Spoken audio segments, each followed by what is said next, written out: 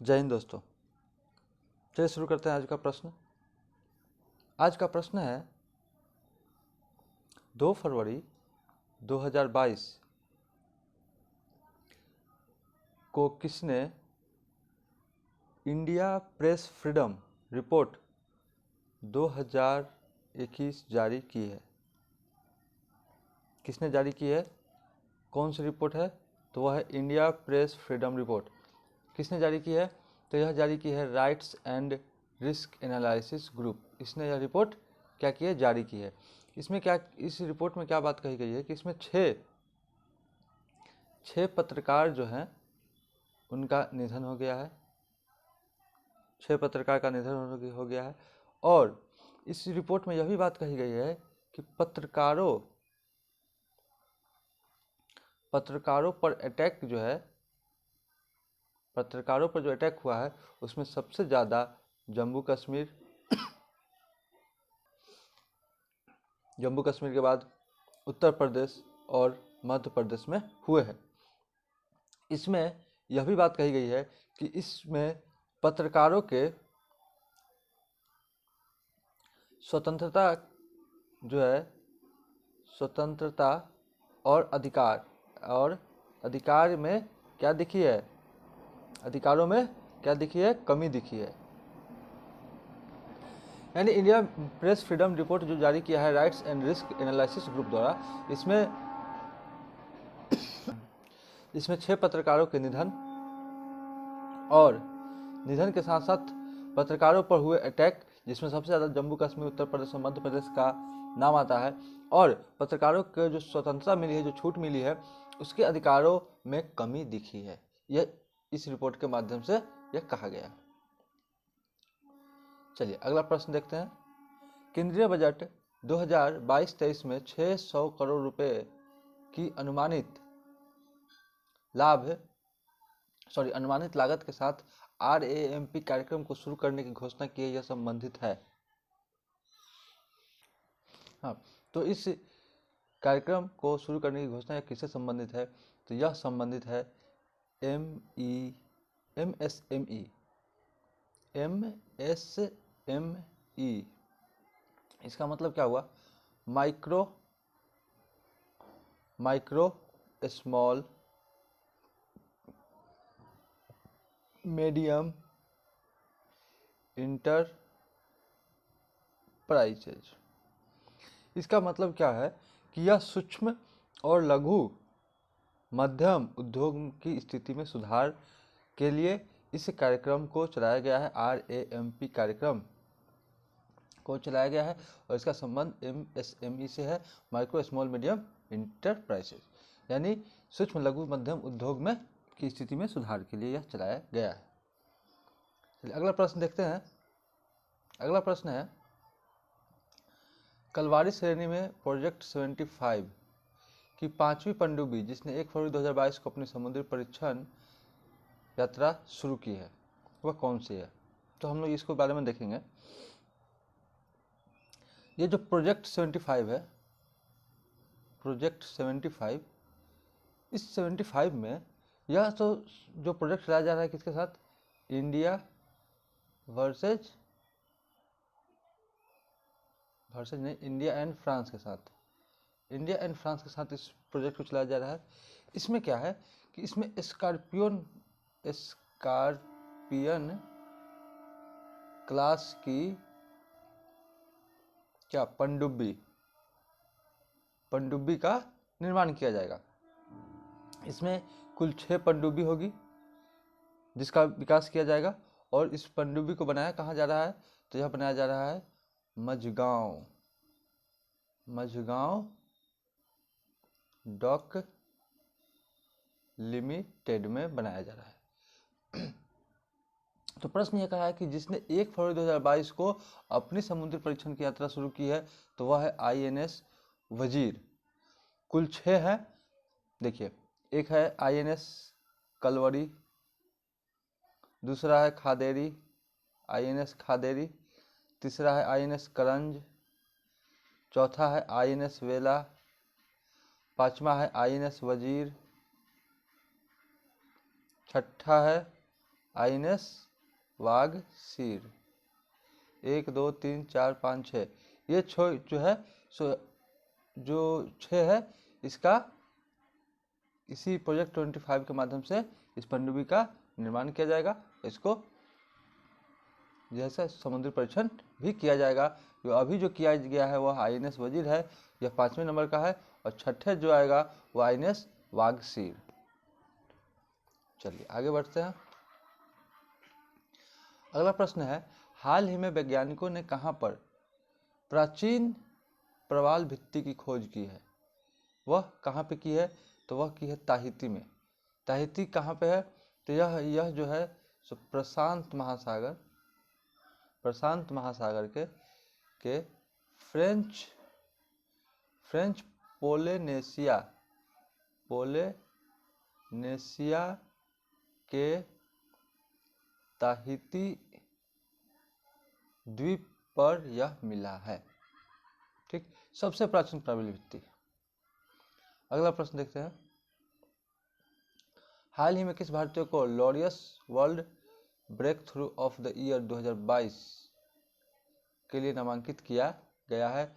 तो वह है नीरज चोपड़ा। नीरज चोपड़ा को इसके लिए नामांकित किया गया है। इस अवार्ड के लिए 3 खिलाड़ी को नामित किया गया है। इसमें पहला चला गया नीरज चोपड़ा। दूसरा खिलाड़ी कौन है? दूसरा खिलाड़ी का नाम है इम्मा राडुकानु।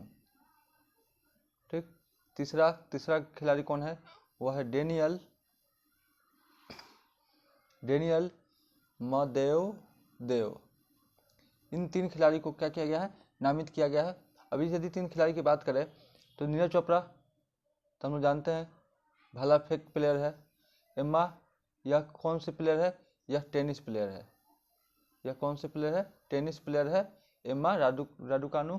और डेनियल देवदेव यह भी क्या है? यह भी टेनिस प्लेयर ही है।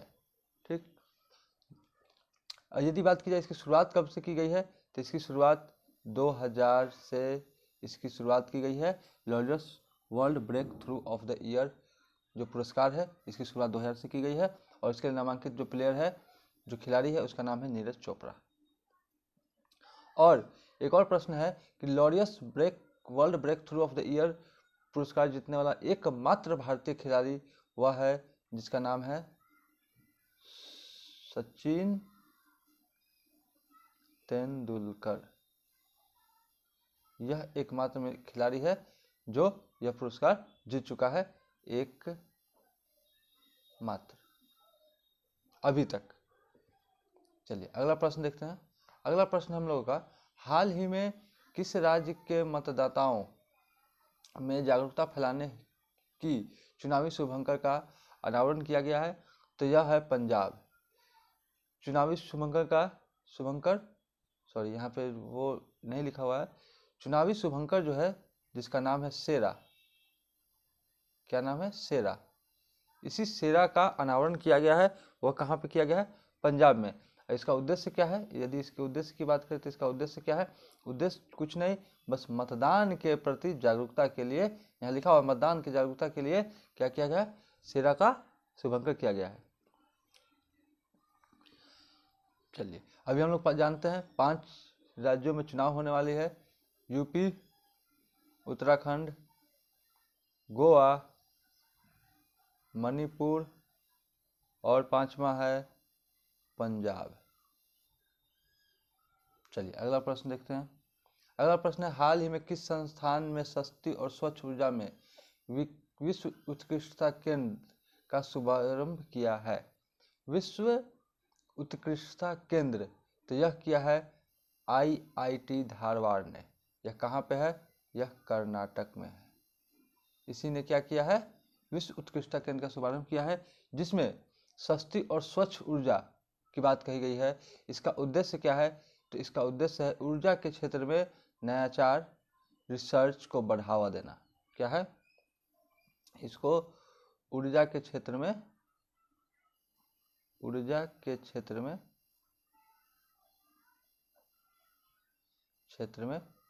नवाचार और अनुसंधान को बढ़ावा देना। इसका शुभारंभ किसने किया था? तो इसका शुभारंभ विजय राघवन ने किया, जो वैज्ञानिक सलाहकार है, विजय राघवन ने किया। अगला प्रश्न देखते हैं, फरवरी 2022 में किस खिलाड़ी को आईसीसी ने spirit of the cricket award 2021 से सम्मानित किया है? Spirit of the cricket award किसको सम्मानित किया गया है? तो यह किया गया है डेरिल मिशेल को किया गया है। यह जो है न्यूजीलैंड के प्लेयर है, न्यूजीलैंड का प्लेयर है डेनियल मिशेल। और यदि बात करें T20 की, T20 जो वर्ल्ड कप हुआ है उसका विजेता कौन है? उपविजेता कौन रहा? वह रहा न्यूजीलैंड। उपविजेता कौन रहा? उसका न्यूजीलैंड। चलिए अगला प्रश्न देखते हैं, चर्चा में रहा परम प्रवेगा क्या है? चर्चा में रहा परम प्रवेगा क्या है? तो यह एक सुपर कंप्यूटर है। परम प्रवेगा क्या है? यह एक सुपर कंप्यूटर है। इस सुपर कंप्यूटर को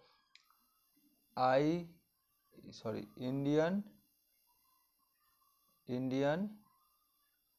इंस्टीट्यूट